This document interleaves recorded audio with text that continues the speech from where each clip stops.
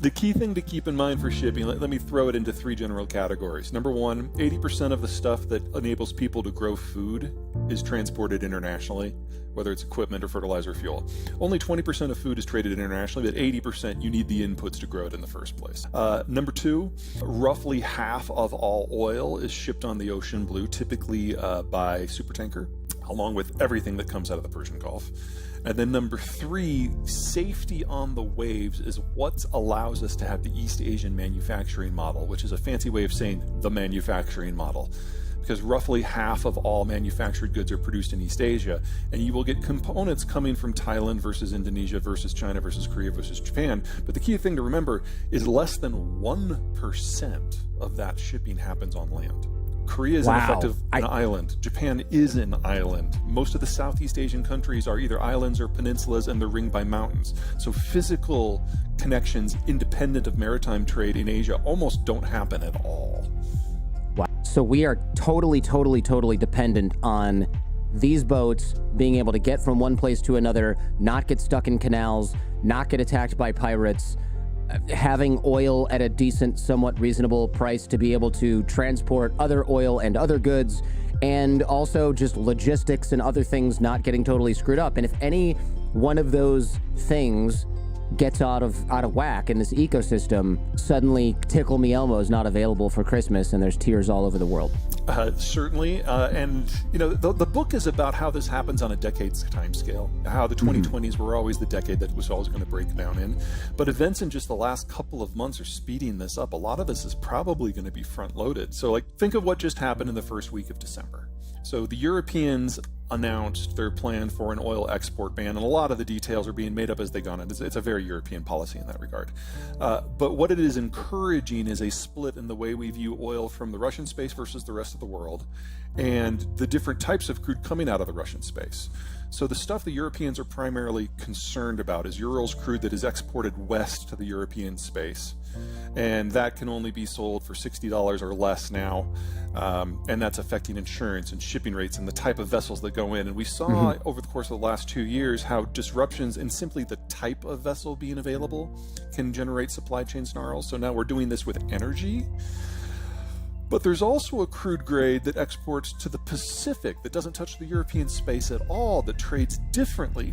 We now, just in the Russian space, have two fundamentally different markets, not just for pricing, but for physical accessibility, for the ability to get ships and insurance to allow it to move.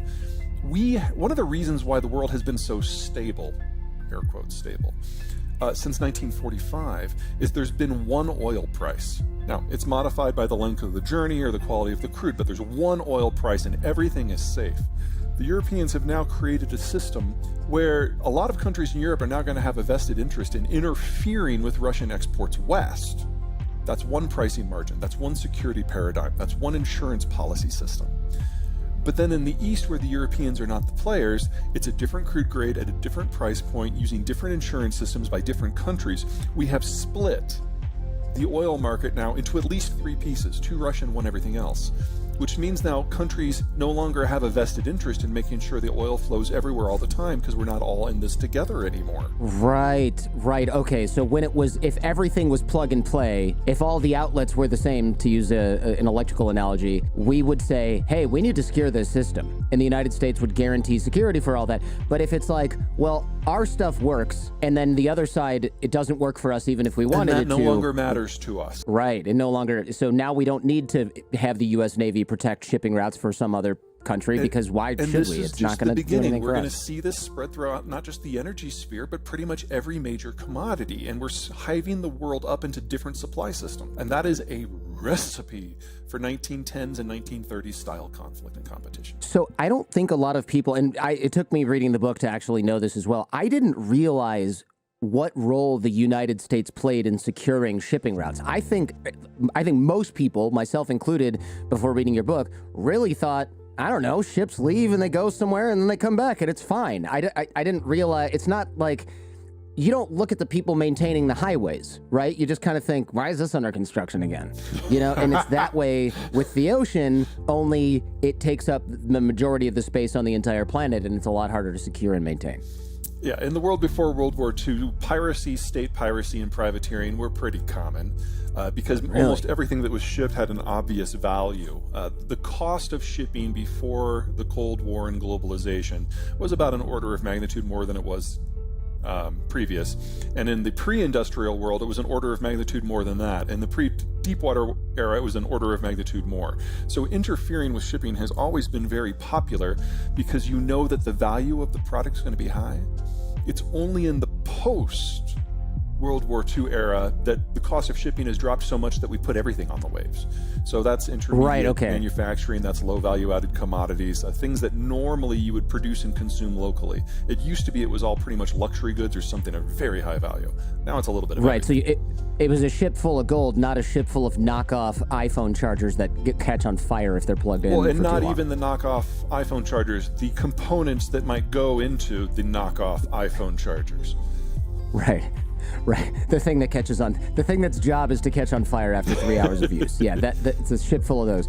So that was surprising to me, right? Because the United States is securing, or I guess is still securing all of these trade routes for the most part. We're kind of in this soft moment in history where everyone's holding their breath and wondering if the next time there's an incident, the U.S. is going to intervene or not. And I'd argue that the answer is no. Part of this is political. The Biden administration is the most populist administration we have ever had, more so than Trump. Basically, it feels like on trade policy, the Biden administration is going through Trump's tweets and picking them out one at a time and expanding them into position papers and putting them into policy and running a really good grammar scrubber over it. And we're basically getting the second Trump administration right now from a trade point of view.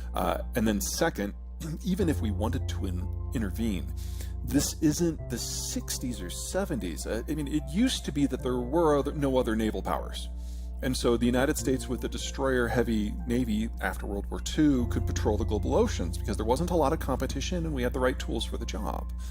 But since 1990, we've retooled our Navy, we've retired most of our smaller vessels, and we've concentrated naval power into our supercarrier battle groups. And if you want to knock off a country, that is the tool. But if you want to patrol the global oceans in an environment where other people have ships, you don't need the dozen supercarrier battle groups we have. You need like 800 destroyers. We only have 70. So even if we wanted to be the global policeman and patrol the waves, we no longer have the physical capacity to do it. Now, that sounds bad, and it is, but keep this in mind. The United States is the least maritime trade-dependent country in the world. Only 12% of our GDP is from trade. About half of that is NAFTA. So we're not the ones who suffer if global trade breaks down. China's at the top of that list. Europe is a close second. China's at the top of the list, you said? Yeah, China utterly lacks the naval capacity to project power more than about 1,000 miles from its coast. And it is completely dependent upon resource access and market access in countries that are half a world away. Right, I see. So, and if you look at a map, which I've done a lot of recently, especially when reading your book, because I'm thinking, wait, which way does this go? You look at China and you go, oh, they have great access to Russia. Okay, except you have to go over this huge amount of nothing and tundra to get to what I assume is not really a great market, because it's the Russian economy before the Ukraine conflict was the size of Italy.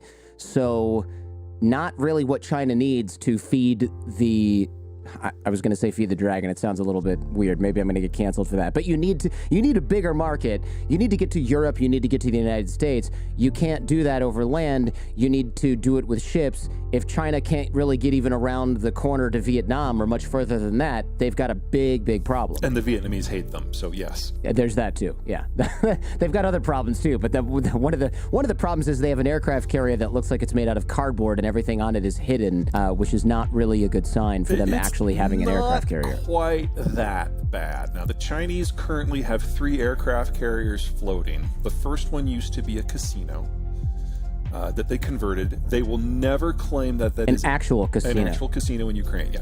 They will never claim that it is combat capable. They just bought it from Ukraine to refurbish it so they could learn how it works. Their second one is a clone of the one that used to be the casino.